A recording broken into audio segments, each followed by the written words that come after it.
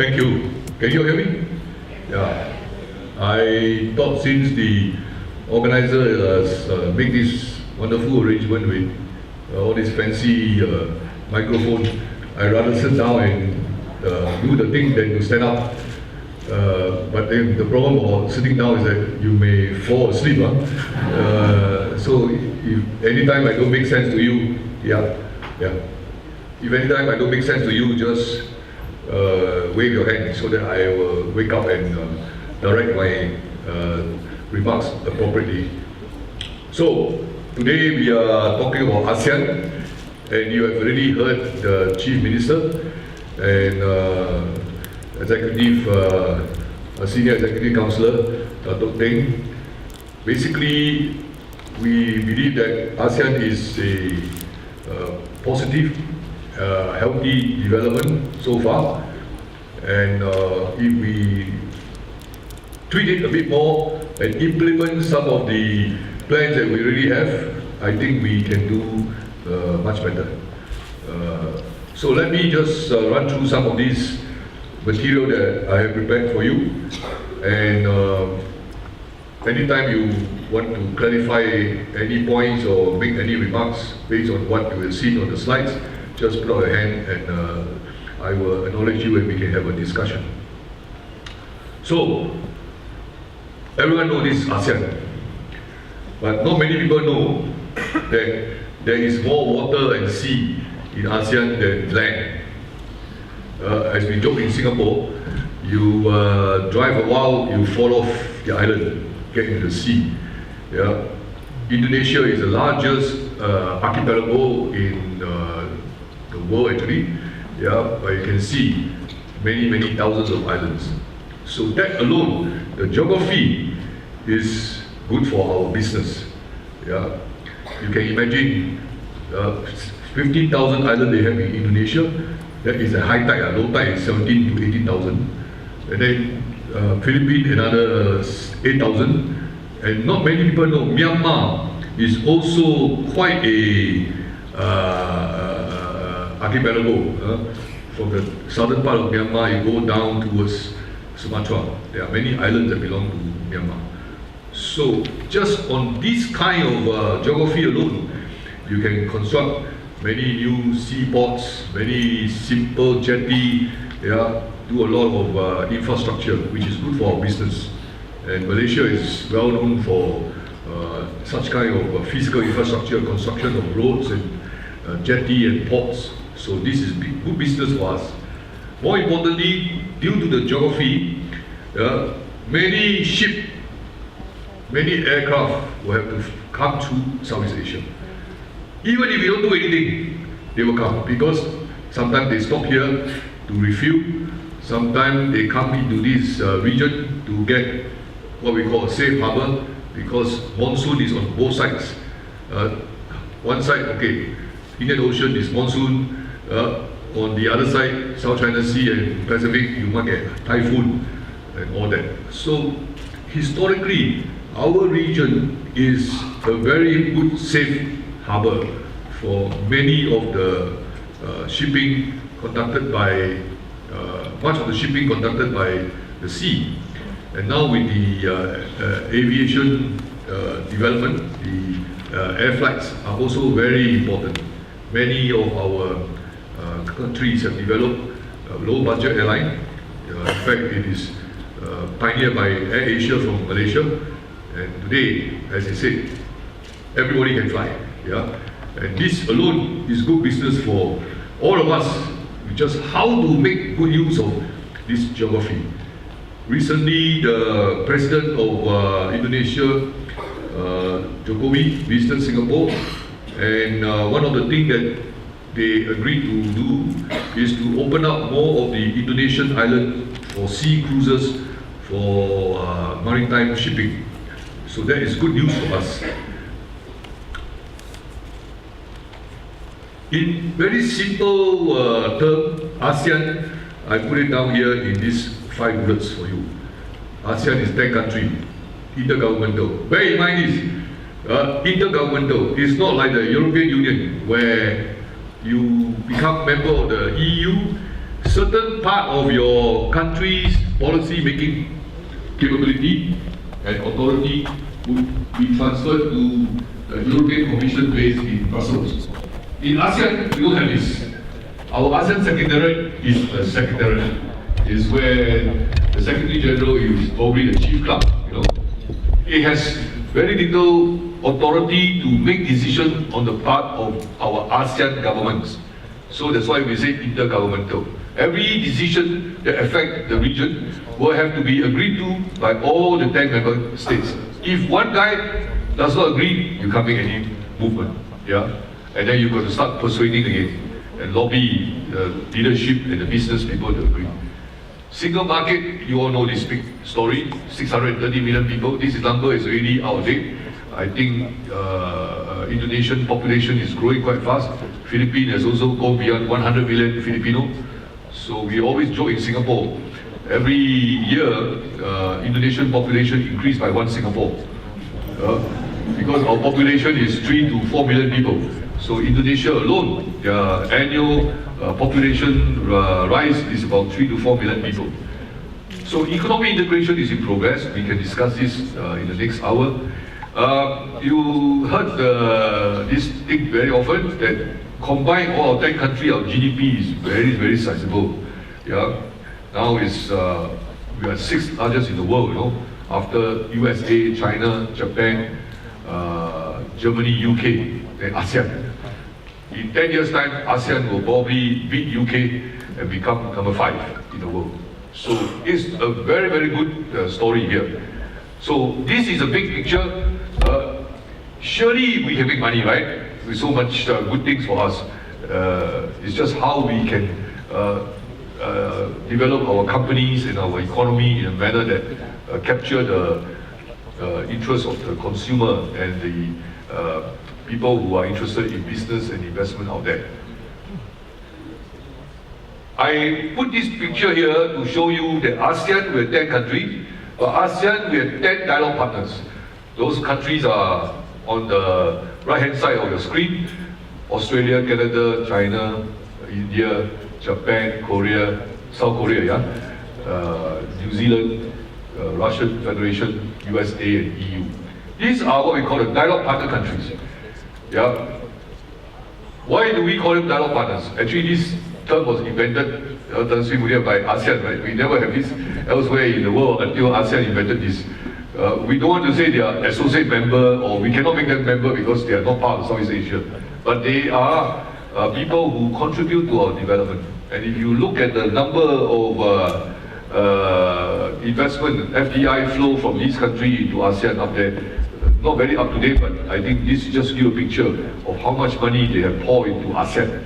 The main point here is that these dialogue partner countries are very good business partner for us, and they are interested in trading with ASEAN, do business with ASEAN, invest in ASEAN. And in many cases, like in the case of Japan, industrialization in Southeast Asia actually started in a serious way when the Japanese first put money into ASEAN countries from the late 70s to the early 90s. They are responsible for a lot of the industrialization in Southeast Asia, particularly in the automotive sector, right?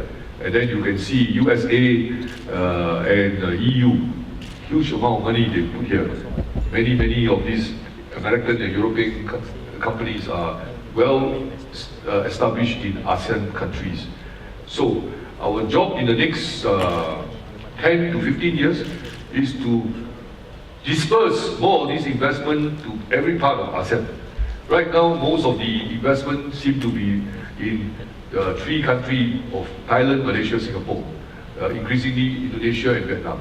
So we need to distribute more so that the investment from foreign investors are distributed more evenly across Southeast Asia.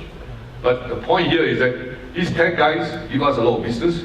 These 10 guys attract a lot of people to Singapore, to Malaysia, to Thailand because of the presence of large number of companies. But in the coming years, these people will continue to go into Indonesia, Philippines, and Vietnam. So these are the things that you may want to think about and maybe do joint venture with companies from these countries. You heard just now Chief Minister and Dato' Teng talk about the growth figure in ASEAN. This is a number that we got from OECD and Asian Development Bank. And for the next few years up to 2020, we think that these 5 countries up there will be particularly high growth.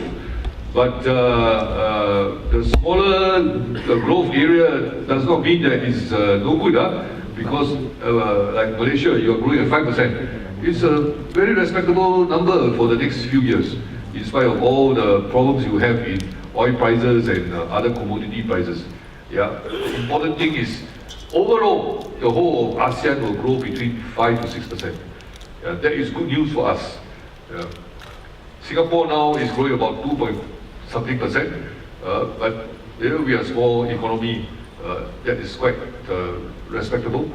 The more we put in foreign workers, we can grow even faster. But now politics in Singapore, they don't want too many foreigners. So the government say, you want foreigner, you grow 2 to 3%. That is it.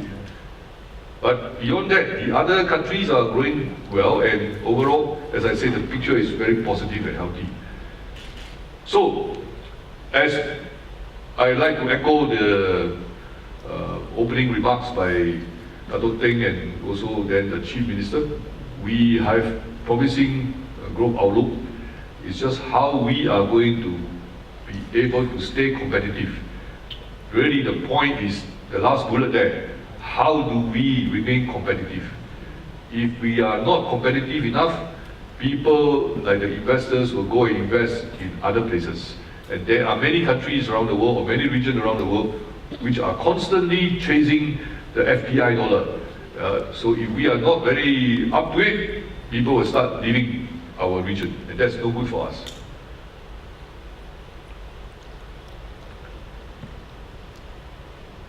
All of you know that we have already got the ASEAN Economic Community. This economic community is part of the bigger ASEAN community. Yeah, the other 2 pillars are political and security, and social and cultural cooperation. But on the economic side, this is what our ASEAN leadership wants to do. And all the plans have been laid out already. Everything that you need to do to develop this economic community based on the economic integration of ASEAN countries have already been studied and the plan laid down. So we say, we want to have a highly integrated and cohesive economy. What does this mean? One very good example I use is the car industry, automobile industry. We cannot have one country making everything in the car, right? Because maybe we can do it for 10, 20 years, but after that, how? It's not very sustainable. So what some of the big car producers have done, particularly the Japanese and now the Chinese, they are distributing their manufacturing of different parts of the car in different countries in ASEAN.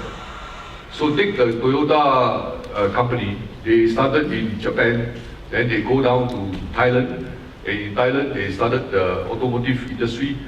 Many small and medium-sized companies in Thailand, owned by the Thais, grow very fast because of this decision by Toyota to set up the base in Thailand, near Bangkok and the surrounding suburban areas. So from there, now they produce Toyota in Japan, but most of the exports that they cater to the developing countries come out from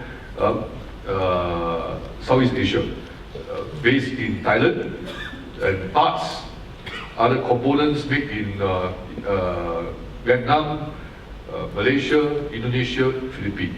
And most recently, due to the ASEAN Economic Community framework, they have established many factories, 3 or 4 factories now, in Cambodia. Basically produce certain parts of the car. For example, the car seat or the plastic that you use in the car in Cambodia. Down there, they pay $2 to $4 US dollar per worker. In Thailand, I think the cost is now $6 to $8. So it makes sense for them to produce some of these smaller plastic parts and non-critical components of the car in neighboring Cambodia. So after they put all this together, they export the car to Malaysia, to Singapore. Most of our Toyota car these days in the Singapore market, if you open up, it is a manufactured in ASEAN kind of situation. Different part made in different part of ASEAN. So that is what I call an integrated economy. The only reason you can do this is because after the product produced in Cambodia, let's say, the car seat or the plastic part, they can send it into Thailand by trucks, and crossing border, no tariff, no delay. Yeah. Then from Vietnam, they can ship in their parts. From Philippines, they can ship in the parts. From Jakarta, Indonesia, they can ship in the parts. Yeah. Minimal delay, no tariff, no other obstacles. So whatever they produce, say in Indonesia, Toyota can say it is just like producing it in Thailand itself. This is the result of the tariff removal or tariff reduction which the ASEAN Free Trade Area has instituted since 1992, 1993. 92 was the agreement signed to develop the AFTA, AFTA, ASEAN Free Trade Area, and 1993 we started to implement all the provisions. Today, we still have some tariffs. Don't say there are no tariffs in ASEAN, but the tariffs are very low. Most of them under 10% compared to the old day when we can have up to 60 to 80% tariff. So it is a very good development, and if nothing else, the industrialization of ASEAN, the increase in trade among ASEAN countries, all these go back to a simple thing called free trade area. Yeah. And today, ASEAN wish to continue this idea of free trade arrangement with China, with India, and with all the other countries which I mentioned just now as our dialogue partner. So far, we have 5 big free trade area agreements with China, Japan, Korea, India, and Australia with New Zealand. So these 5 free trade area agreements were concluded in different time in the last 10 years. ASEAN country decided that maybe we put this all together and we developed RCEP, RCEP, Regional Comprehensive Economic Partnership. So this idea originated from ASEAN. In fact, it was originated in Malaysia by the Malaysian International Trade and Industry Ministry. They promoted this idea, putting all the 5 free trade area agreements which ASEAN has signed with the other trading partners into one comprehensive agreement. The problem today is that we still have not finished negotiation. We are still discussing this. The main thing is India and China, because they are the 2 largest market. So once you combine, the Chinese and the Indian market will also be part of this big thing.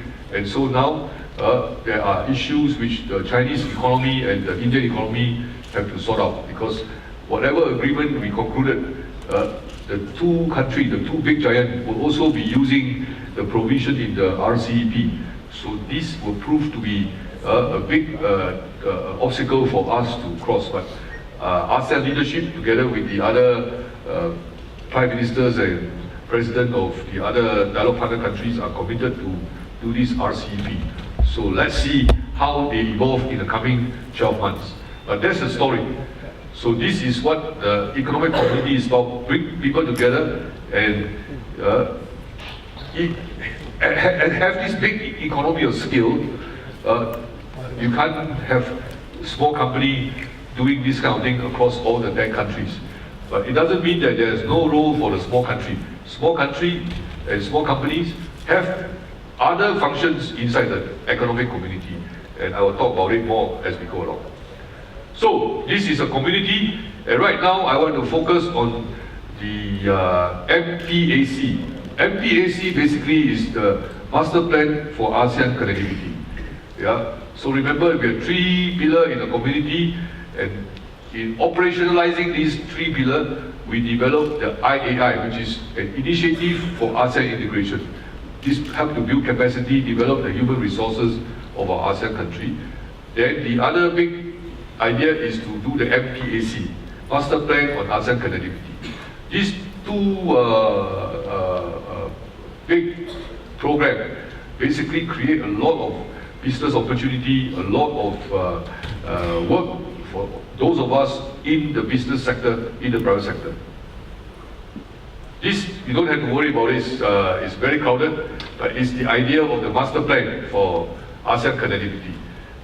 There are 5 big columns, and then horizontally there are many other area of work. I want to show you one by one the sector involved and the kind of opportunity you get. So sustainable infrastructure, basically this means what? Building new roads, new bridges, power station, water treatment plant, and so on and so forth. As we do all this across ASEAN countries, actually they generate a lot of business and other investment prospects for those of us not directly involved in construction of the physical infrastructure. So, in the agriculture sector, for example, due to the opening of better roads and having bridges across rivers, the transportation improved as a result. Farmers and big companies that produce agri-products also benefit, and so you can see more investment in agriculture. So this is one important reason why we want to connect all the ASEAN countries through roads, railway, and airport and seaport. So business opportunity are there. Digital innovation is a good story. Every one of us has a handphone. Tell me who doesn't have a handphone? Yeah? Everybody has a handphone, right? Who doesn't have a smartphone? Yeah? Some of my Tato friends are still using the old Nokia handphone. Why? Because they don't want their girlfriend to call them. Yeah? Only the wife can call them on that handphone.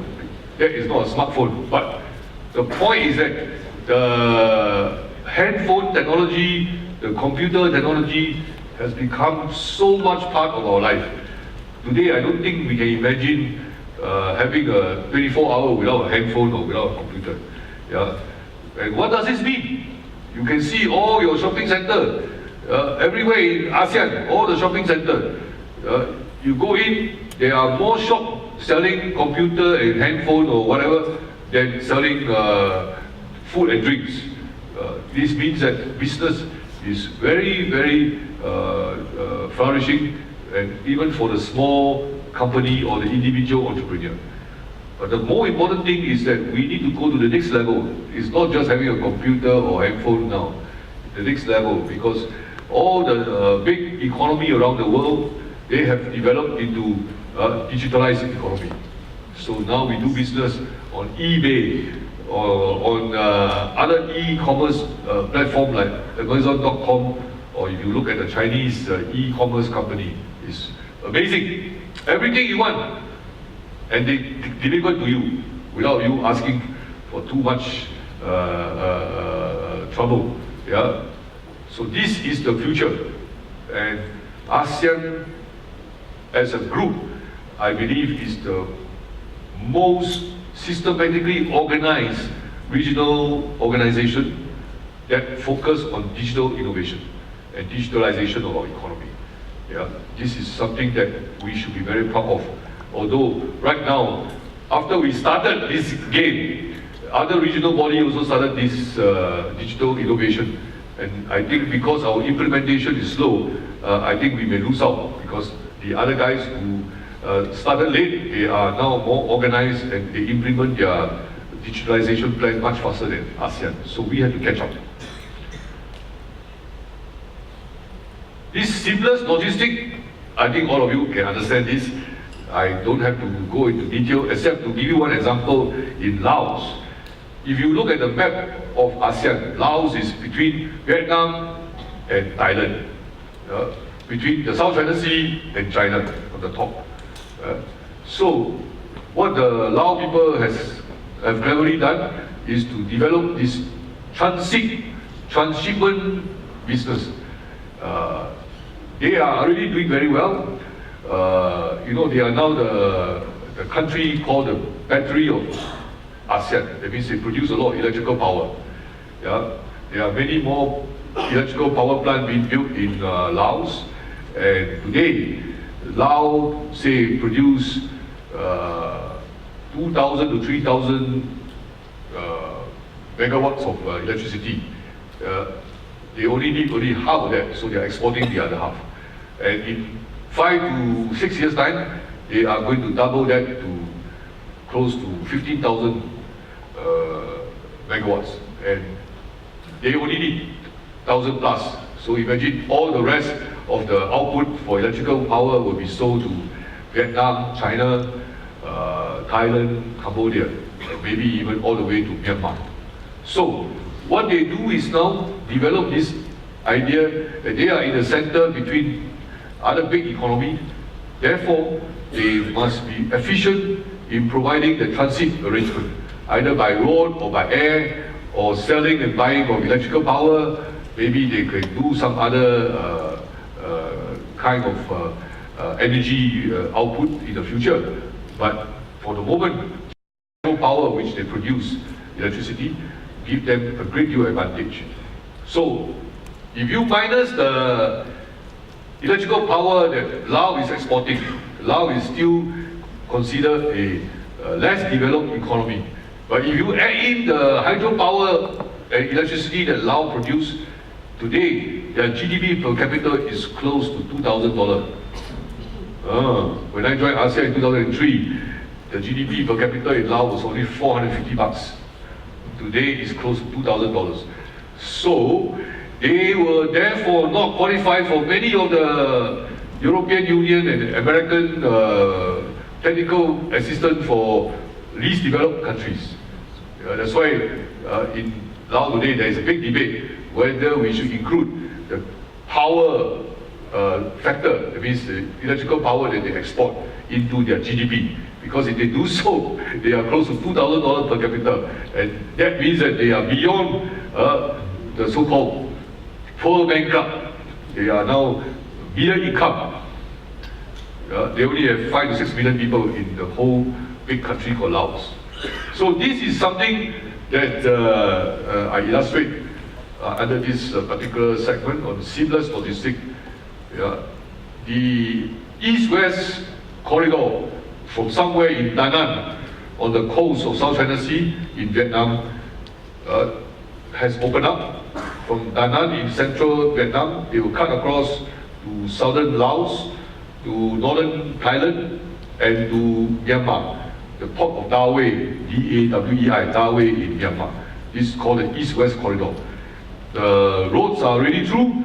The only thing that is now still being settled are the various major industrial parks and cities along the way.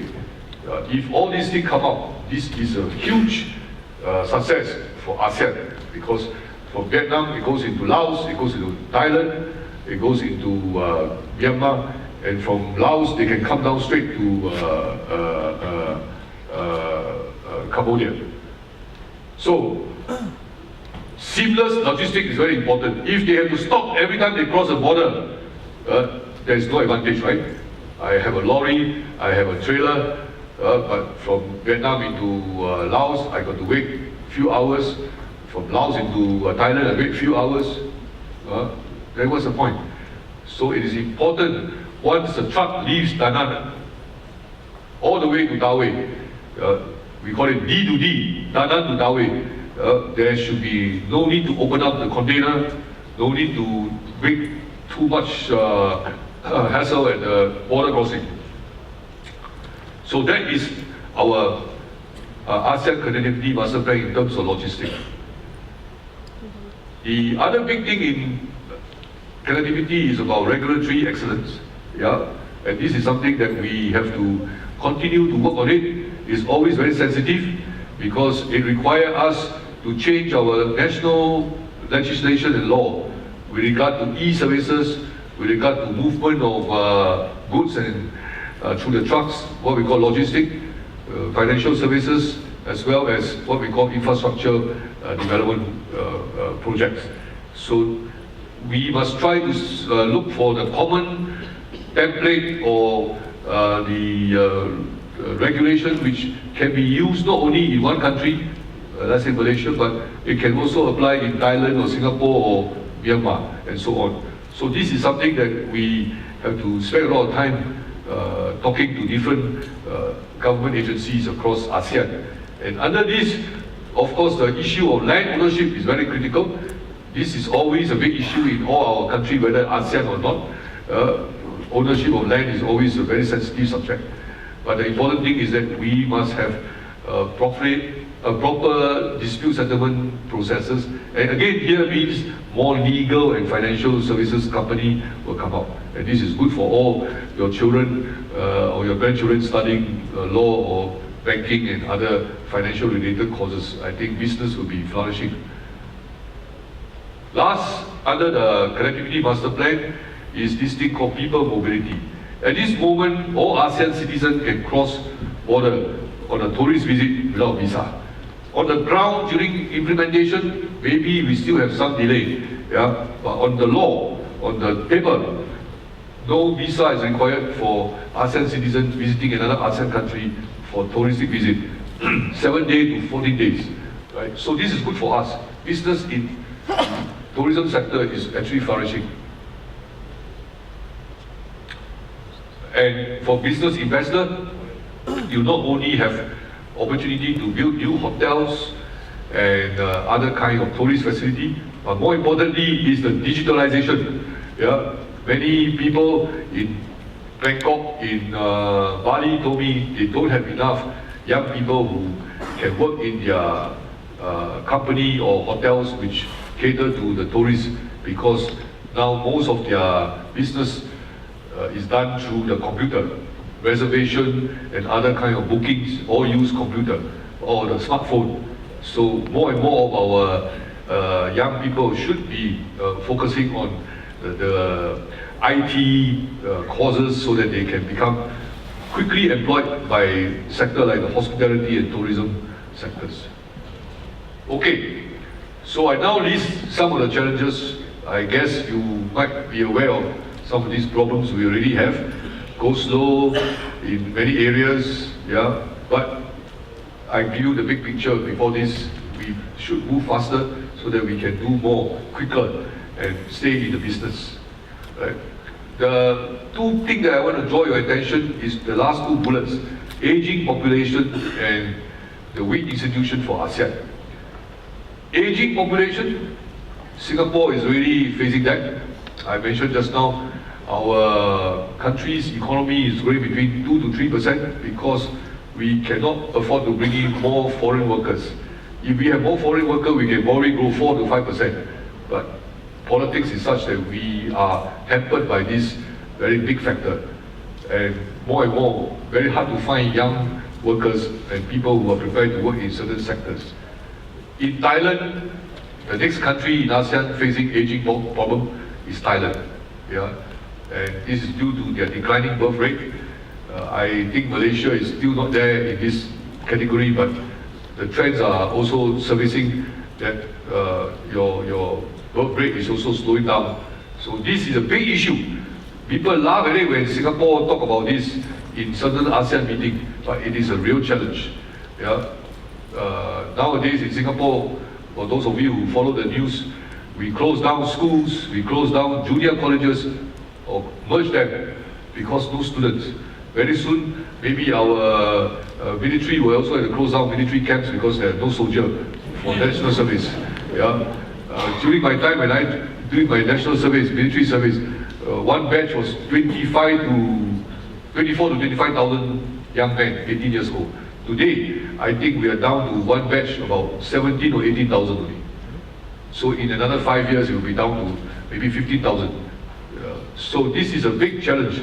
But Thailand is now looking at this issue, and we are all studying Japanese experience and the Korean experience, because I think those are the two countries that have started to develop very good aging policies to deal with the falling birth rates and the impact on society and industries and business.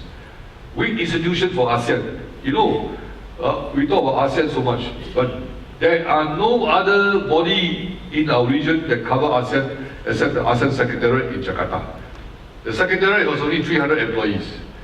Yeah, $20 million budget. To my banker friend in Singapore and Malaysia, they always tell me this is very cheap to run a whole thing called ASEAN. Going forward, can the ASEAN Secretariat in Jakarta do more? You give them more money, surely they can do more, right? They can employ more people. But more importantly, is how much new mandate you are going to give to the Secretary General of ASEAN. Yeah? If he or she has to go and clear one simple press statement, 10 countries, it takes 1 week, you know. After the disaster hit the Philippines, Typhoon Haiyan, remember? The first ASEAN statement came out after 3 days. Many people died already by then. Then you put out a statement, people think you are not sincere. So that is something not doable. Yeah? I think going forward, we need to think about this. How much more authority we can give to the Secretariat and to the ASEAN Secretary General. Maybe we do like computerized business. Every scenario we have a template, right? Typhoon comes, we press it at XA, and we just produce. Or what do you call, falling interest rate, or due to new changes in financial system, there is an impact on our ASEAN financial market. We produce NXB on the statement. But even to do that, I think there will be a big debate in ASEAN because we are 10 countries in the intergovernmental organization. But we still have to think about what do we do. Okay, and here, to sum up, this is the kind of thing that we need to further work on. It's not so difficult, in my opinion, but politics keep coming into the way, so we are going to see more nationalistic feeling when we talk about domestic reforms. Population in each of our ASEAN countries are very sensitive. They feel that by doing ASEAN, they are giving up a part of their national, independent, national advantage. So there is this kind of feeling. The protectionist tendency is there. Yeah? Digitalized economy, I touched on it just now. The most important thing here I will tell you is that whether you like it or not, in the coming years, our ASEAN population, by 2020, we estimated, 2 or 3 of my research colleagues had done some research, 400 million people will be in the middle class, whether you like it or not. So it means what? E-commerce has to be better developed, yeah, and delivery of product ordered from e-commerce platform must be quick. All these require us to start thinking about how we're going to structure our own respective businesses and how do we deal with the middle class. So this is my last slides. Yeah. Many politicians will tell you, in order to overcome nationalistic feeling, overcome protectionist tendency, is to build more people-to-people ties. Yeah, this is not easy, talking about people-to-people ties, but we have to continue, open up our respective countries, have more student exchanges, more business exchanges. Hopefully, we can understand more the importance of ASEAN in the context of the ASEAN role in the whole region as well as the world. And in that respect, if we stay more cohesive, I think we will have a bigger voice to promote our own ASEAN economic integration. So there are a lot of opportunity for us. We just have to get our act together. Thank you very much.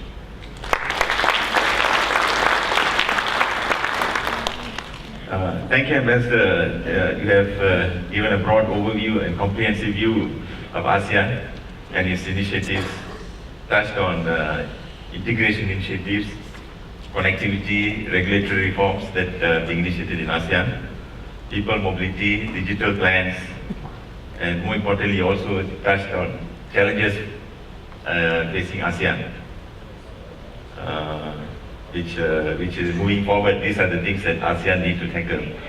And I mean, I'm sure the audience have listened to your presentation, and there are a lot of questions in their mind they want to ask you. Before opening the floor to questions, maybe I'll start the ball by asking a question myself. You touched on AEC, ASEAN Economic Community. After we are moving with a broader objective, AEC by 2025. Is AEC heading the right direction in terms of the scope and ambition? And ASEAN being intergovernmental, is there real political will to accelerate the integration as envisioned in the AEC? I think there is political desire to do more integration.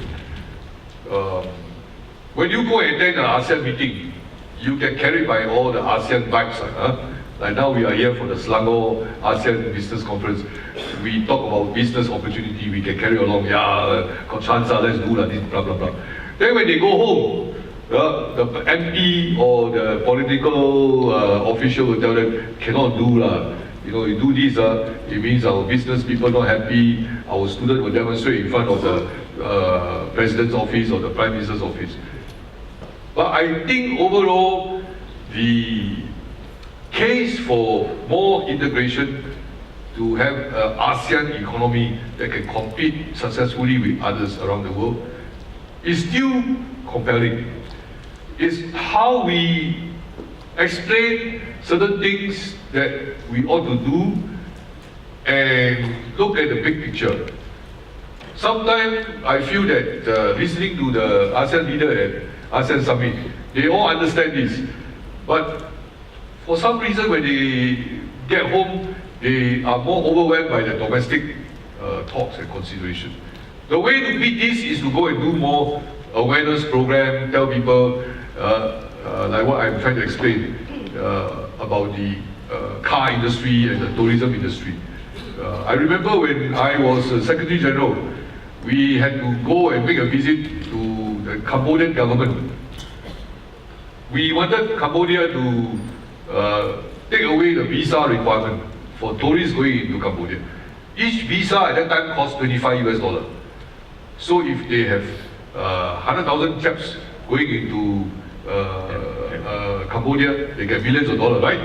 So when the ASEAN minister said we should reduce visa or remove visa altogether, the Cambodian finance minister asked to see me.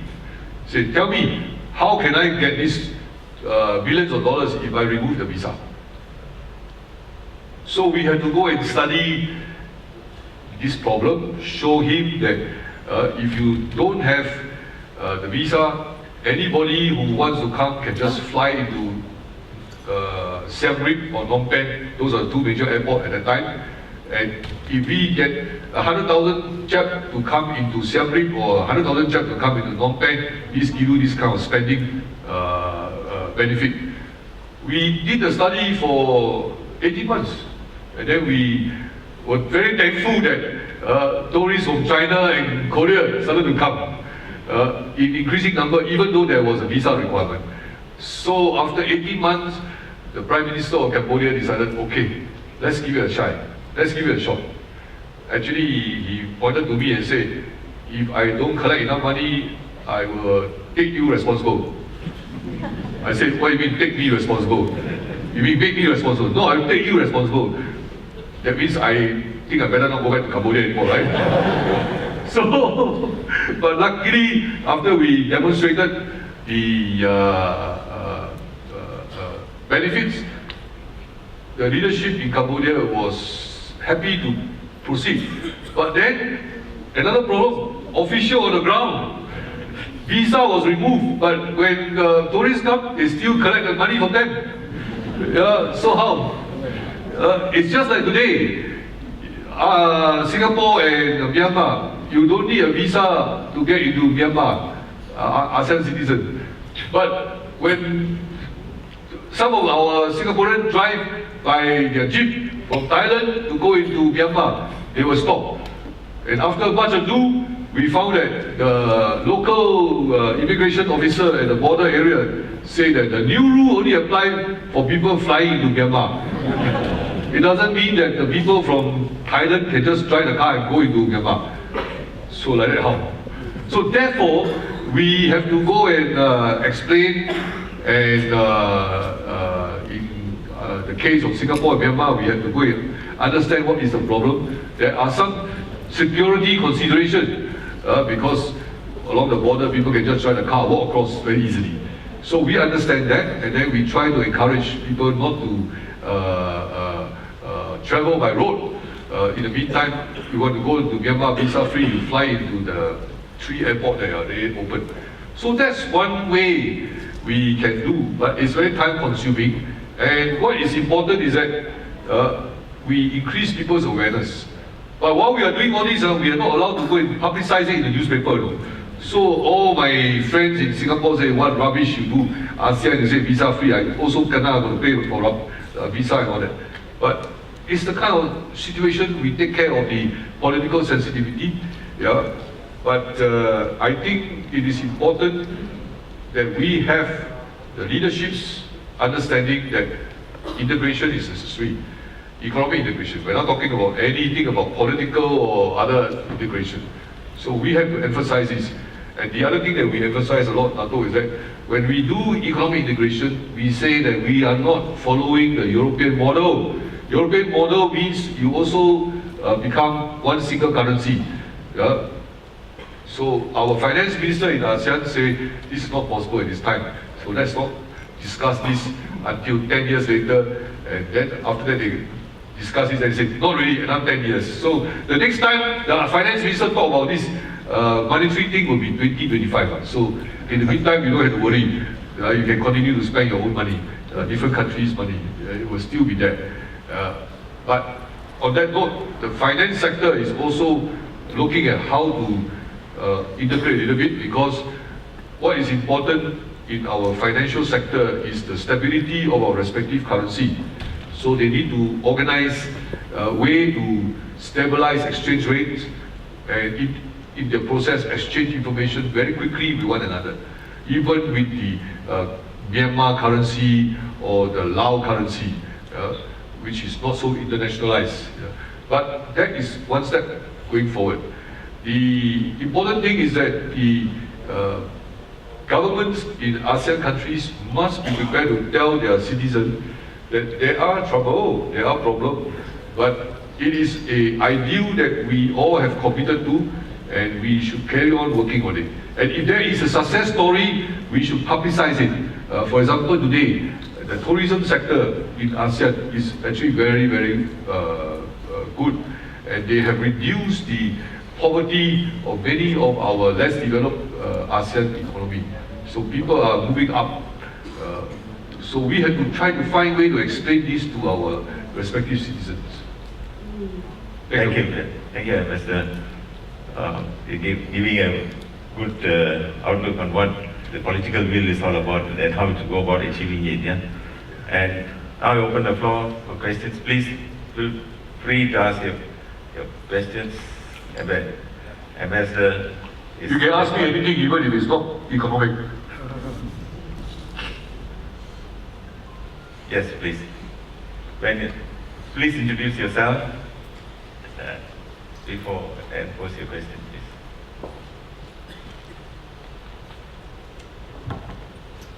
Good morning, Mr. Sensi. I'm Hazkia from Kuasa Land, which is a subsidiary of BPF.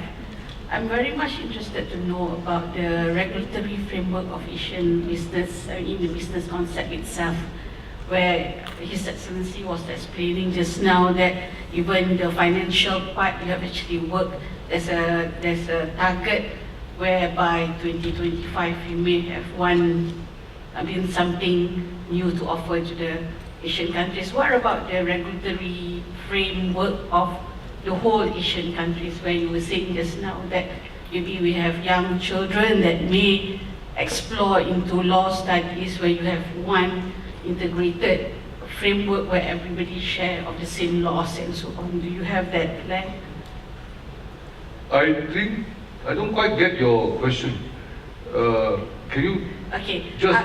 Okay, let me rephrase it. It's more of regulatory framework of Asian countries, in terms of business, in terms of financial, where you were saying just now in terms of money, in terms of the currency, there's some path that you are leading to. What about the whole laws for the 10 countries, because we are talking about regulatory framework against intergovernmental Yes, bodies. understand. So Okay. how do you actually, is there any benchmark that you're looking at, since EU is not a good benchmark that you were saying just now? Okay. Thank you.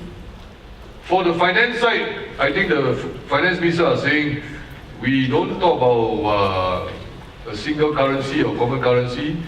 We need to do a lot of other aspects to stabilize our respective countries' currencies and monetary exchange program.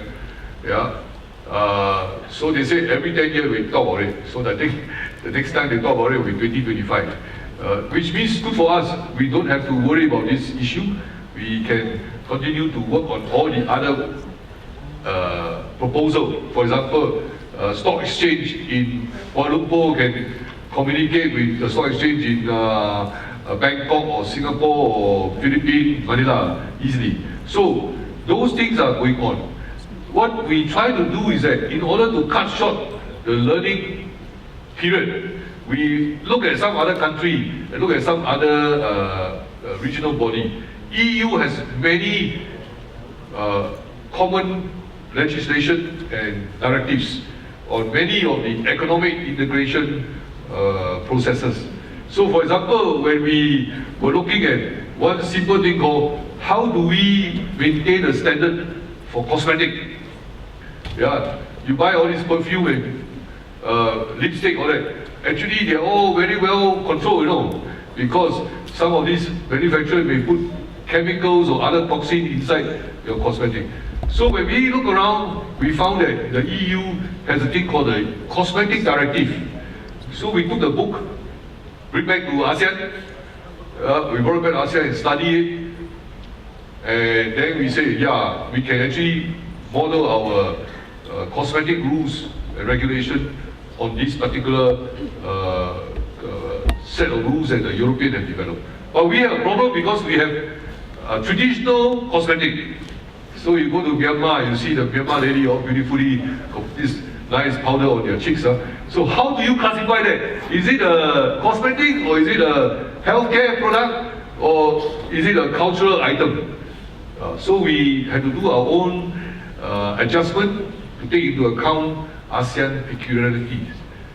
In the case of healthcare, in the decision to decide what medicine, what kind of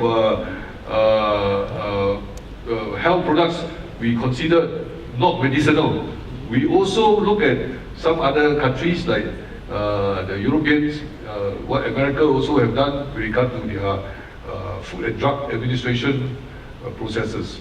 All these basically with the objective of shortening the learning process.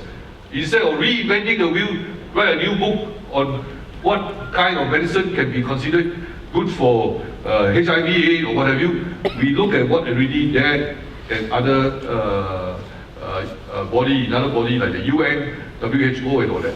So I feel that this kind of processes easy to copy, but at the same time, in some situation, we need to adjust to our ASEAN character. We have to make careful study. One of the biggest things that we do in recent years is to look at the intellectual property rights of our ASEAN products. Some traditional product, now for example, some countries say any drink that we sell from ASEAN country with Tongkat Ali cannot be considered a beverage.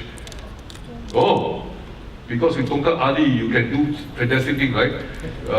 So they say this is something like the blue pills. The blue pills mean you have to get a prescription. So how to sell soda drink with Tongkat Ali inside?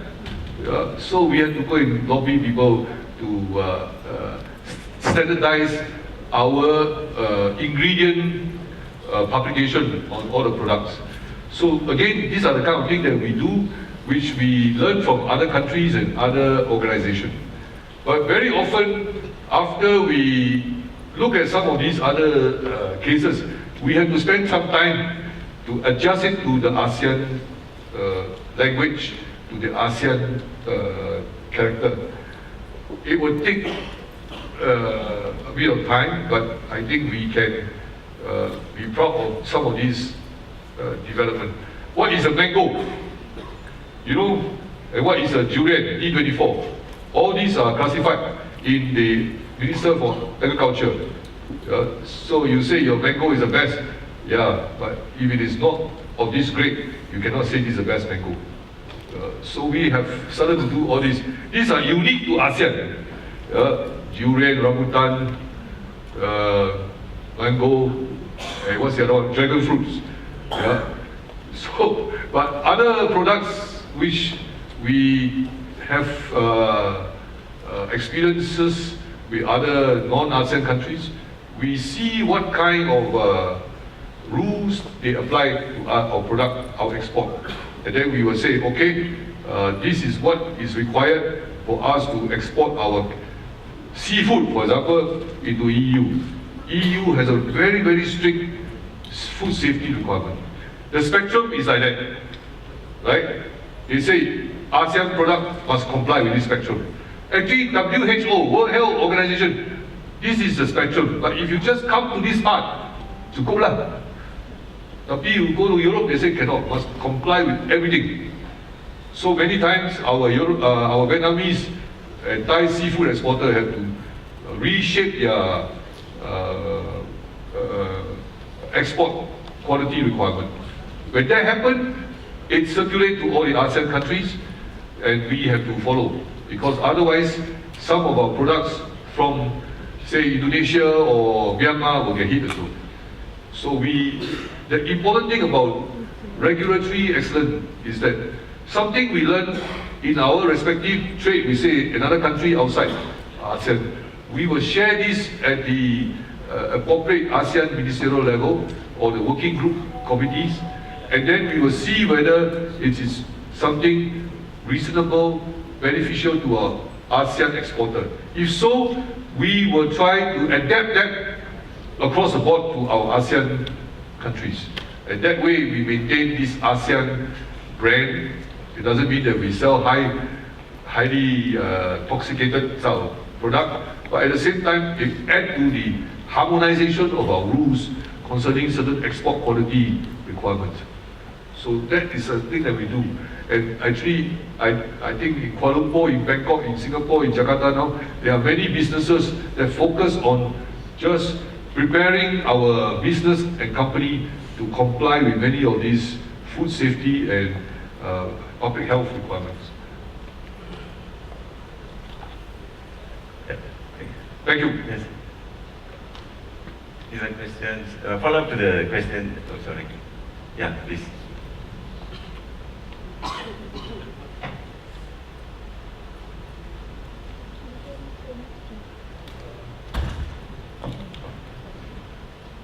Yeah, testing. Thank you, His Excellencies Ambassador Ong, for his insightful sharing about ASEAN. My name is C.Y. Lim from Aranica E-Commerce. My question is pertaining to one of the slides you shared with us on the digital innovation. You mentioned about, yes, there's emerging strong communities in blockchain, Bitcoin, or so-called cryptocurrencies. What is the directions, what is the progress from the perspective of ASEAN? This question also goes to Dato', perhaps. I'm not sure if there's a standpoint from Malaysia. Do elaborate and share more. This is an emerging trend. Many countries, including Russia, is up and coming. Where are we in terms of ASEAN? As far as I understand, within ASEAN, Singapore is really leading. I mean, not only in fintech, but also from blockchain, cryptocurrency, ICO's perspective. So maybe do enlighten us. We want to hear some of your perspective, insights about this area. Thank you. I think many of these new what you call product or services in the financial sector require a lot of enhanced public awareness. one day somebody asked me, how do you explain Bitcoin? I say, I'm not a banker. You ask me, I'll give you a long story. Why don't I direct you to one guy in the relevant office who can give you a good story? Then he came back after 3 days. He said, the guy gave me such a technical explanation, I don't understand. So this is the problem today. We have many of these products, many of these new ideas, what they call fintech, in the banking or financial sector. But they explain it in such a manner that only those people involved in this business can understand. You and I cannot understand. Yeah? The simplest thing is basically, instead of using 10 ringgit note, now we have some other way of making the payment in 10 ringgit value, right?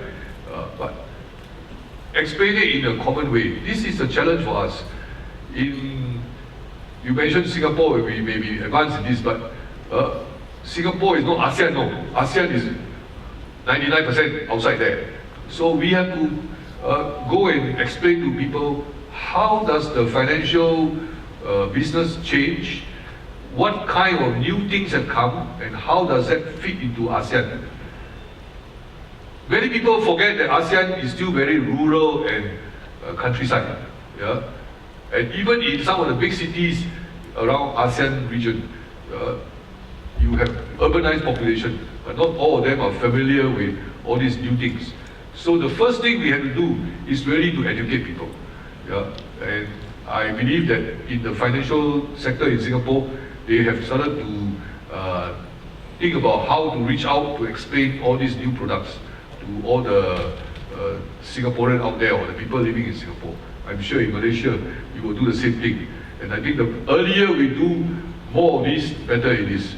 But as far as the finance minister sector is concerned, the finance ministers of ASEAN countries, together with the other group of people called the central bankers, and another group of people called the insurance commissioner, another group of people called the stock exchange of ASEAN, they all have their own sectorial meetings and activities, and each of them are supposed to connect with the other guy, which may not be up to that level.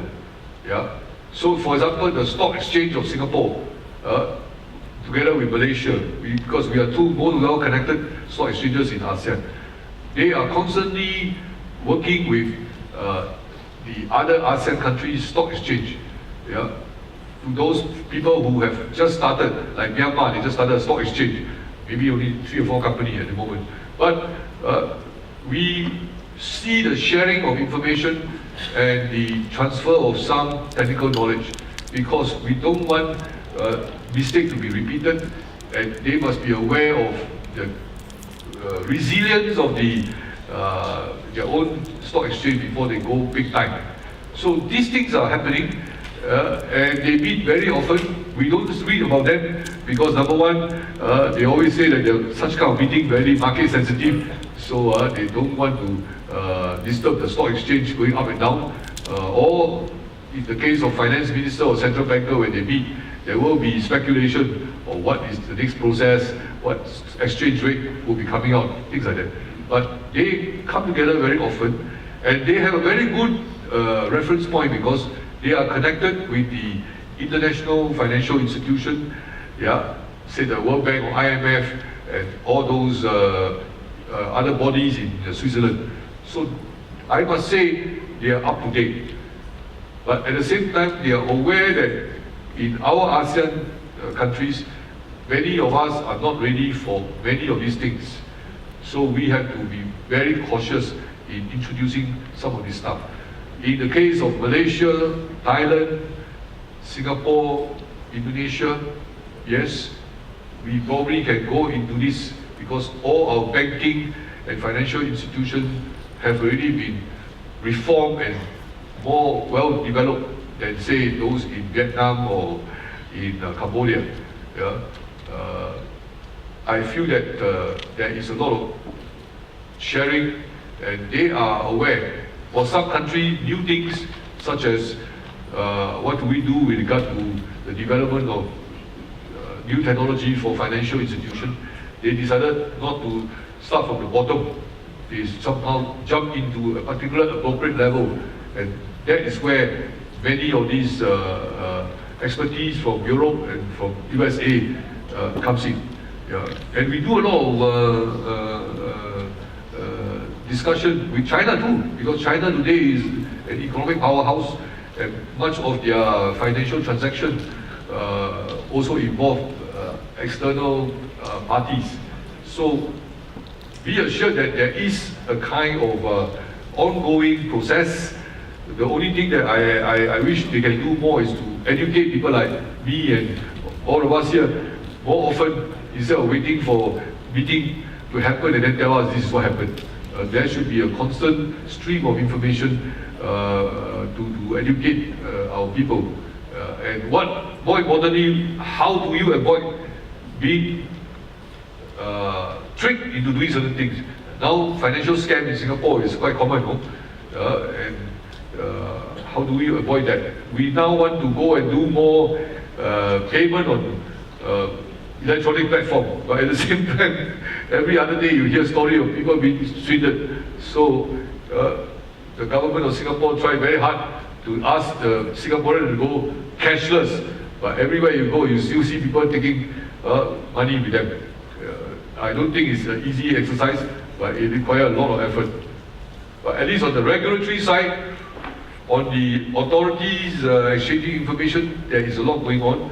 And if you like, I can find out more about some of these websites where you can go in. These are all the central bank and relevant government authority. They give you information which you can tap into.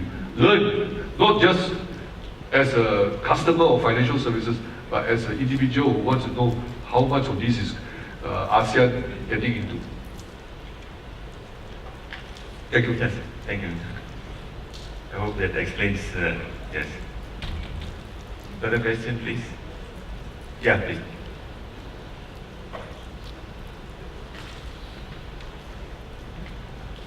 My name is B.C. Ong from Acapella Suite Hotel. This question is on tourism and visa requirements. Okay, will there be a day soon when you do not need a visa to come into Malaysia, another visa to go to another ASEAN country? Just one visa to go to any country in ASEAN. Thank you. It's been developed. Actually, if not for this current state of terrorists and security problem, I think that proposal would have moved faster. We decided that not all ASEAN countries are ready, so we said, okay, 2 or 3 countries can start first. In fact, the Thais were very active. They said, okay, we are prepared to give a visa. You get a visa from any one of these 3 countries, Thailand, Cambodia, and Laos. Anywhere is good enough to go to the other 2. Yeah. So it was being discussed extensively. But as a result of all this current security dilemma, the guy that give you all the most unpopular instruction are your check from the immigration department or the home affairs. They say cannot, hold on first. Hold on for how long? We do not know. So how? Then at the ASEAN level, we say that it's a good idea to have an ASEAN visa. That means if I am a citizen of Italy, I get a visa from any one of the ASEAN embassy in Rome, I can travel around, yeah, the whole ASEAN region. It was discussed extensively, I will tell you, including how to share the revenue. Yeah. But now everything put on hold because no prospect of us ever convincing the Minister for Home Affairs to let go.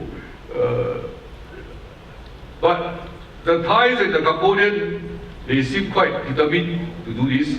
And I think in that part of ASEAN, Thailand, Vietnam, Cambodia, Laos, it may be doable. And hopefully they can introduce this.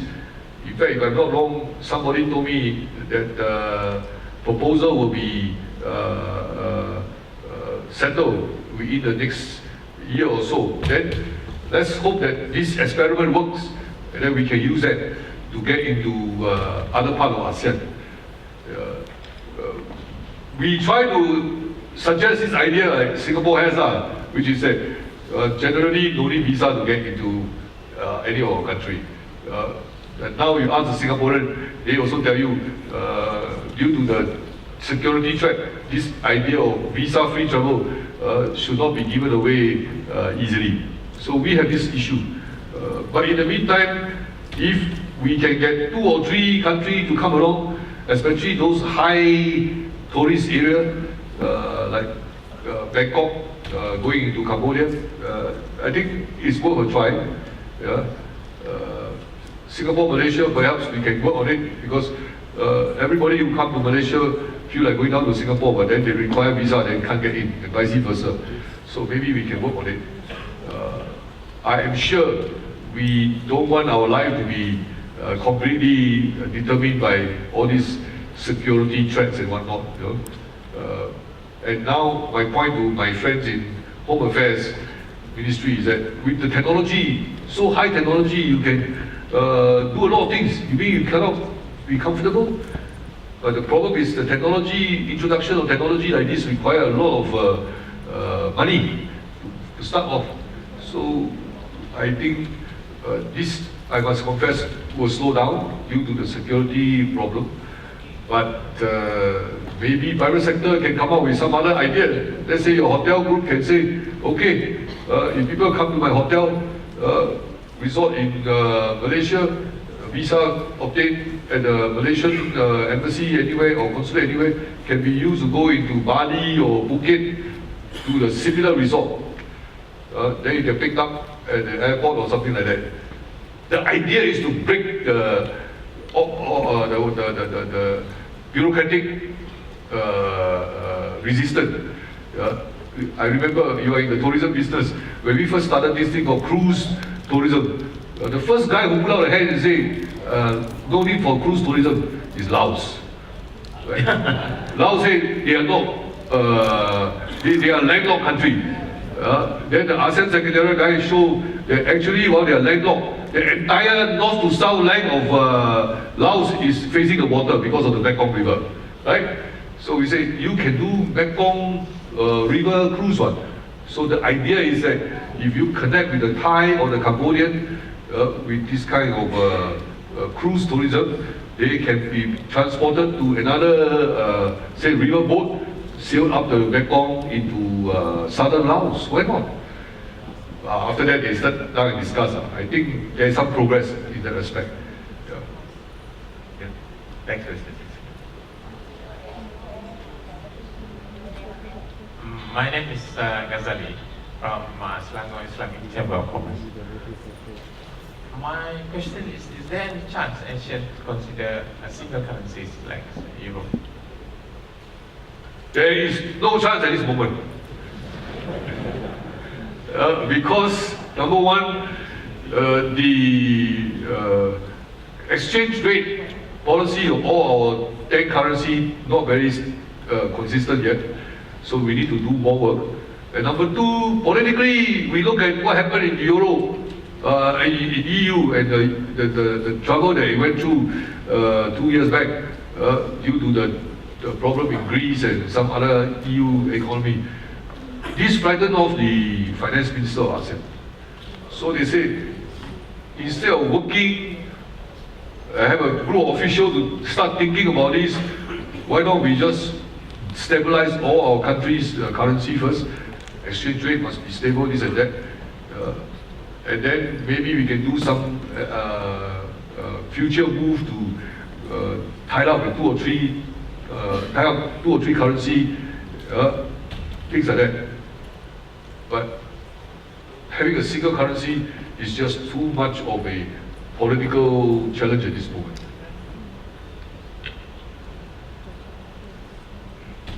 Thank you.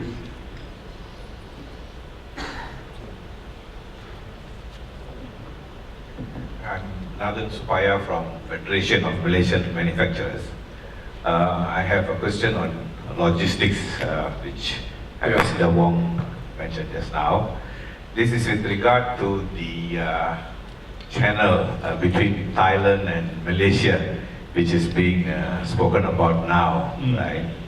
And what I think is that this is going to cause a very big havoc to the logistics industry, especially to countries like Malaysia and Singapore.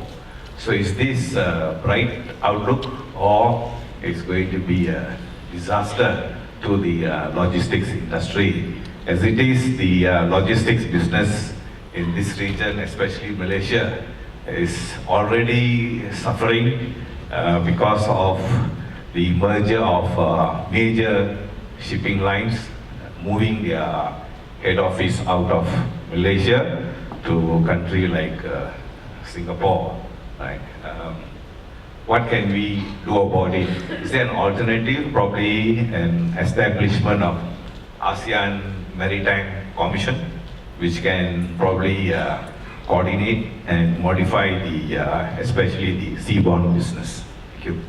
Definitely is something worth considering, my friend. I think that the challenge for us at this moment is what will be the impact of all these policy changes. And I must confess that there are more to come, because now cross-border, there is another element called the terrorism and security part.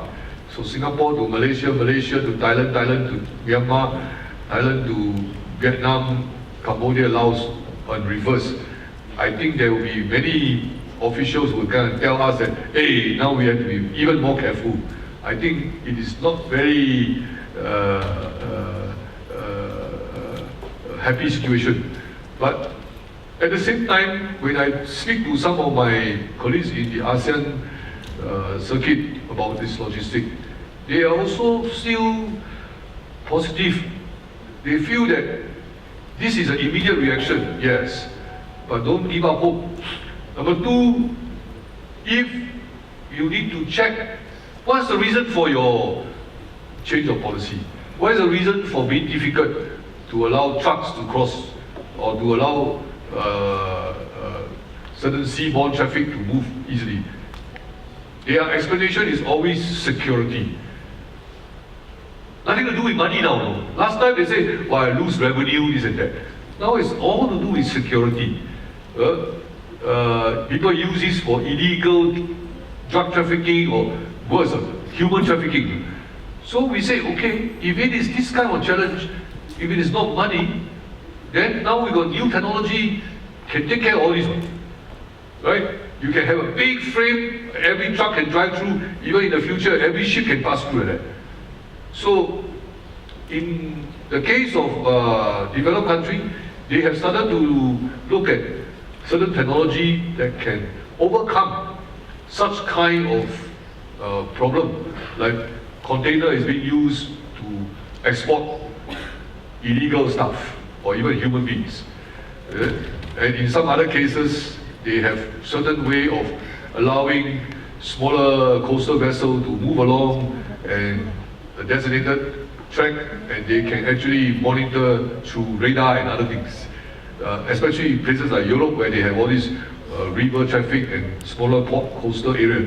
So I think if it is a question of security rather than financial consideration, technology can be there to help us. Yeah. And at the rate technology is developing, it's not going to be very expensive. I remember I went to one of the checkpoint, Malaysia checkpoint in Kelantan.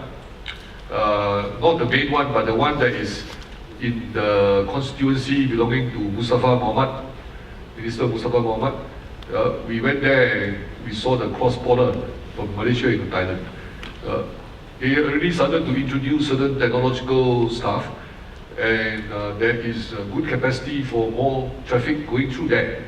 So, you see, such things can be tackled. I feel that the leadership, our ASEAN political leadership, must eventually come in and say, all right, are we talking about real economic integration, movement of goods across our ASEAN country without all this trouble? If we are serious about it, then we have to think of a way to overcome it. Yeah. The good thing is that my guess is that many of the ASEAN ministers and most of the ASEAN leaders are quite committed to this ASEAN economic integration. So some of these things popping up can put a spanner in the works, but it is not impossible to solve them. So we need to just sit down and find a way to... I went to a technology exhibition 2 months ago. Big truck, can just drive through normal road, but they have sensors on both sides. The last 1 kilometer before you hit the custom checkpoint. By the time you reach the custom checkpoint, the whole truck, including the gender of the driver, already been ascertained on the computer, man or woman driving the truck. So all you need to do is the last stretch, you come down, you produce your paper, and in most cases it should be on computer, and the custom officer will use the handheld computer to just verify. But I want to add also in this situation here, we must watch out for what you call the fourth industrial revolution. Yeah? In Singapore, we are studying the impact of this on logistics. What that means is that now, I want this cricket. The company in Singapore will email the producer in Malaysia. Then you pack it, put it in the truck and send across to Singapore. Just in time to meet the demand or increase the stock in the supermarket or the store selling this cricket. Now, with 3D printing, you want this, you just send the software, you go to the factory in Singapore that receive the software and they produce this in right? So now, this is the challenge for our logistics industry. Very soon, all these huge warehouses that you see in places like Singapore and Rotterdam and all that, just in time for all the product to come in, may no longer be needed, because all they need to do is to send you is software on computer, and then this one are made from plastic, right? So they have this resin machine to feed the resin into this computer, and then they produce this cricket for you. In Singapore, we saw this happening with a jet engine. They show us in the Rolls-Royce factory in Singapore. No need to put into a special container, put into an aeroplane to fly to Singapore. Now, you want, I send you the software to make these engine parts. And over a period of 8 hours, engine done. And they say that this is just as good as the original McCoy. If that happened, the fourth industrial revolution, and additive manufacturing like this happened, I think our logistics industry will be in great trouble. So what do we do? In Singapore, we are agonizing over this. How to buy over all these future companies that produce this kind of stuff? Yeah? How many can you buy? So we need to find ways, as one of the logistic company owner told me, we can talk about all these ASEAN rules and regulations, but Mr. Ong, while we are talking about this, we also have to make sure that the fourth industrial revolution don't take away the entire reason for our business, no. Because 3D printing means this thing, no need for this kind of warehousing and just-in-time logistic movement anymore. So what do we do? Yeah, I asked this guy, and he said he's starting to think about this and how to look at 3D printing himself. So logistic company want to go into 3D printing. So you don't even have to have a factory to produce a cricket. The logistic company receive your order, they will talk to the guy who have the software copyright, and then they send it over to the logistic company, and they will produce it in wherever the logistic can. So this is the technological change that we are undergoing, and we have to be careful. Yeah? So I tell my friend from the Immigration and Customs Authority, you can crack your head doing all this, but maybe 5 years time you don't need all this already. So in the meantime, let's not be too hard on our business people. Can facilitate, if not, give a good reason. If your reason is not because of financial consideration, it's because of security or other kind of national agenda, okay, say so, and then we can find a way around it. Thank you. Yes. Thank you. Any more questions? Hey, lunchtime already. Oh, yeah. Still have time. Anyway, carry on. Anybody else? Ambassador, following on to the question raised by the lady from Costa earlier, you asked about regulatory coherence within ASEAN. Yeah. I think ASEAN signed a lot of mutual recognition agreements. Yeah. Right, that is helping the movement of natural persons Correct. and professional service providers across borders. How far this has gone, whether there's domestic regulations hindering these initiatives that the ASEAN has implemented, and how far it has gone, how the business community, especially the service providers, professional service providers, can take advantage of these arrangements. How far it has gone? I say very little. It looks very good on paper. Yeah. You ask the engineer, how many engineers benefit from this? The institution of engineer in Malaysia and the institution of engineer in Singapore, they know each other very well. Most of them come from the same school. So they can say, Muhammad Ali, you want to you qualify engineer as engineer in Malaysia, you want to work in Singapore. No problem, because I know you are graduate from this university, and they can sort of let the registration be repeated in Singapore. But beyond Malaysia, Singapore, you want to work in Philippines or work in Thailand or lower, you got to go and explain what is the University of Malaya, what is the University of Singapore, what engineering courses and all these things. So we have all these issues.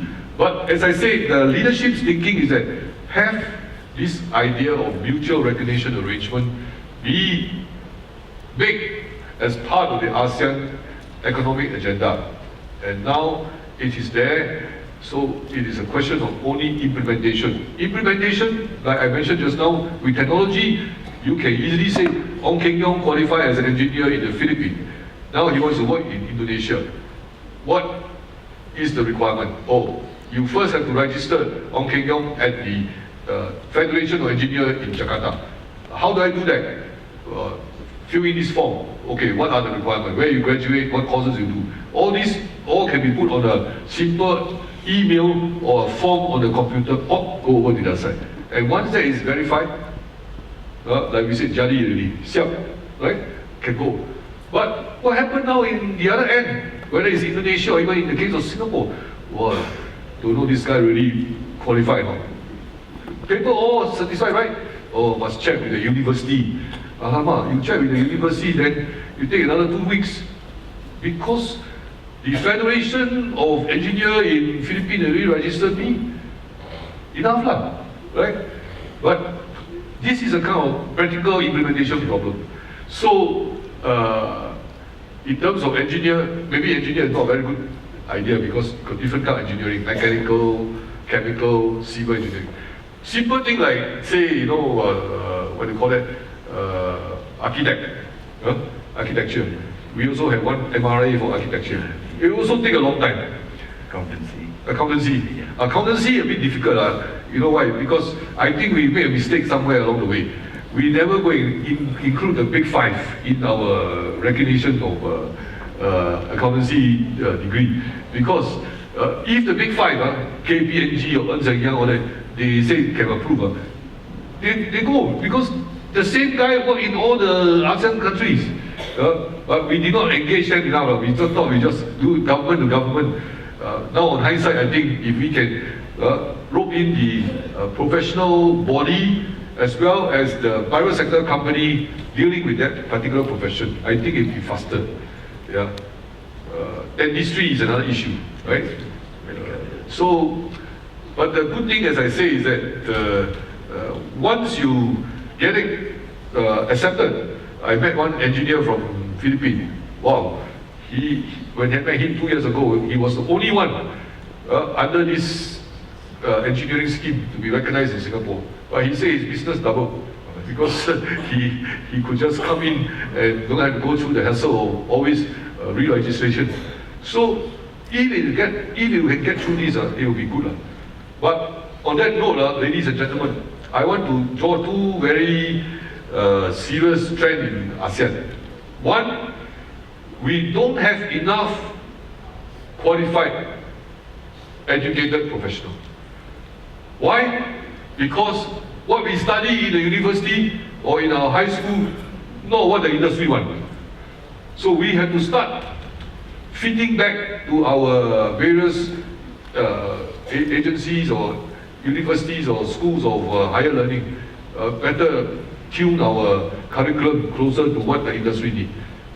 Very often, even in a small country like Singapore, we find that the people who graduated, they need at least a few months of adjustment at the company in order to be attuned to the requirement of the company. So this means time loss and money loss.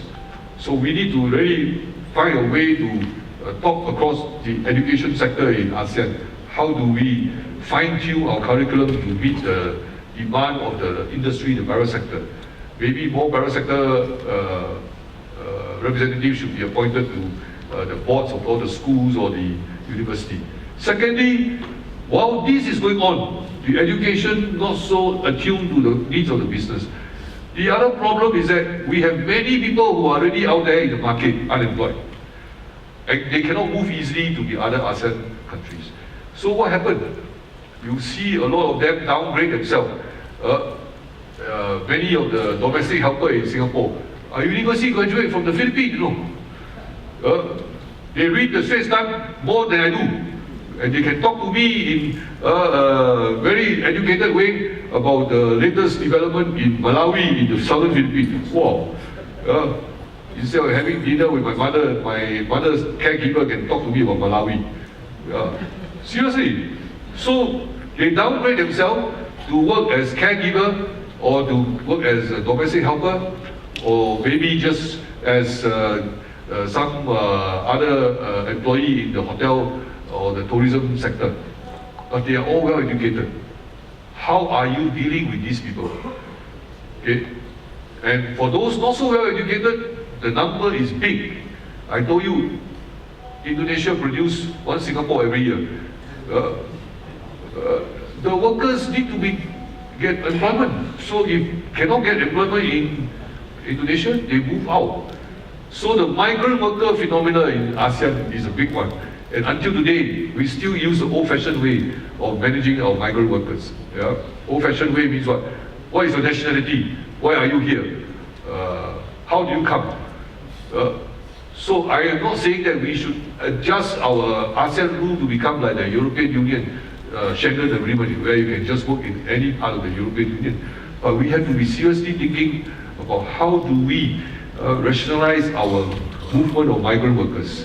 It is a very, very tricky problem, and it's very emotional. If you're not careful about it, easily, every other month you're going to get some outbursts of domestic protests in our ASEAN country if we are not careful about all these migrant workers.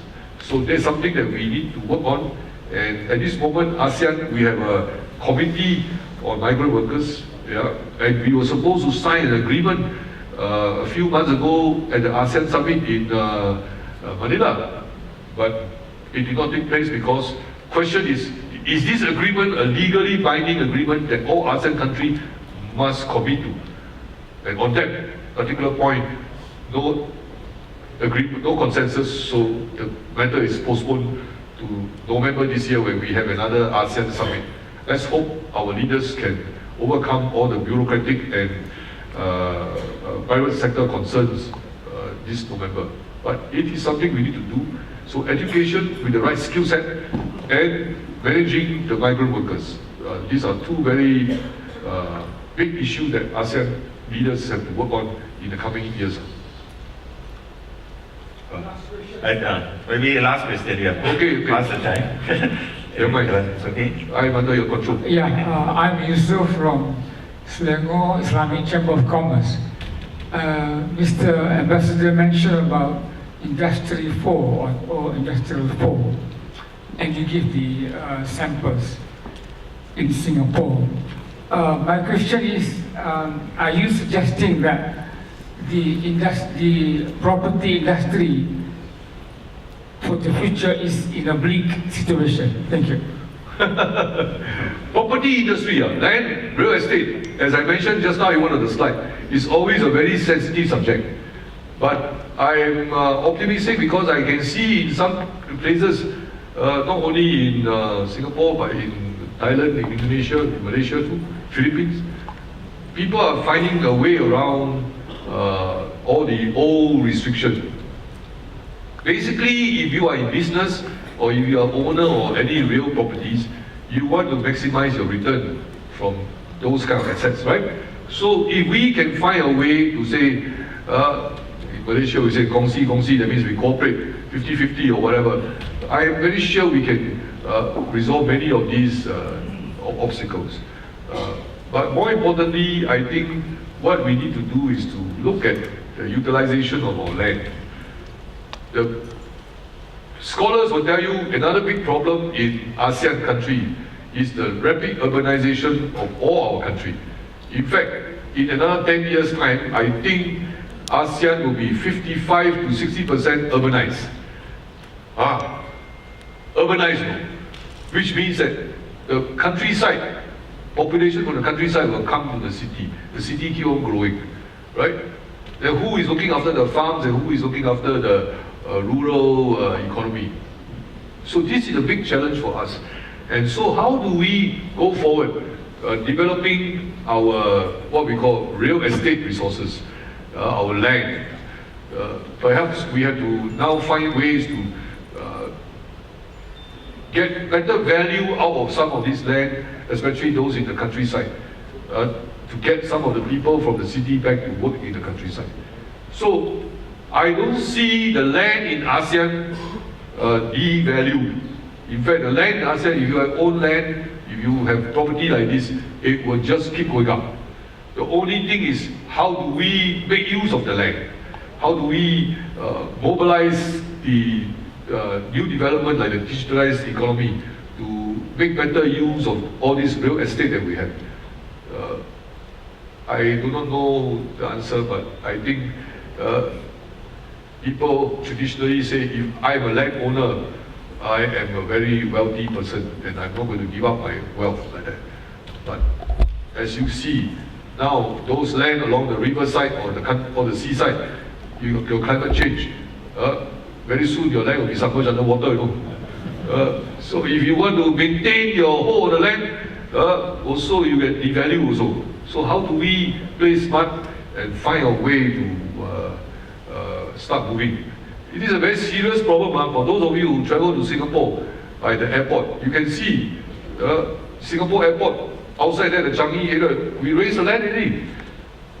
So everybody say, why are you doing so much raising? Because in 10 years' time, the sea level will go up. So if you now fly into Changi airport, you see the land all around the airport has really been up by about 1 meter to 2 meters already. But the rest of ASEAN, nobody seems to be interested in this subject. It's very threatening. In the Mekong River, two problems. One, less water coming down from the mountains. Two, the silting of the river has also declined. In the old days, we always say every year, Mekong River give 50 feet of new land to Vietnam. You look at the map of Vietnam, you see the Mekong estuary, the delta area, you see the land keep coming into the South China Sea. Because every year, the amount of silting that the river brings down from the mountain, enough to create 50 feet of new land for Vietnam, South Vietnam at that time. Now, you just take 10 years, it's 500 feet, 20 years, 1,000 feet.